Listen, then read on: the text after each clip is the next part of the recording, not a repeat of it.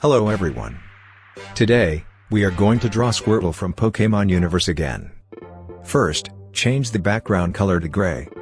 Then, add a new layer for the rough sketch. It's okay if it's a little bit messy, that's why we call it rough sketch.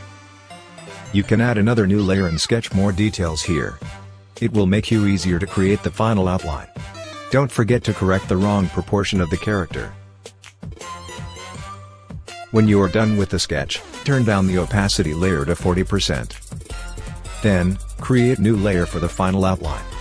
You must correct the wrong proportion or details in this phase. Adding another new layer is okay. It helps you erase some part faster.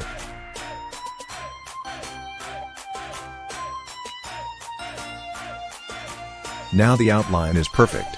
Time to color it. First, set the outline layer as reference, so that you can just drop the base color in another new layer. Don't forget to separate the layer of every color. In the end, you can switch the color faster. Add another new layer for the shadow. Place it above the base color and then set it as clipping mask. Add another new layer for the highlight.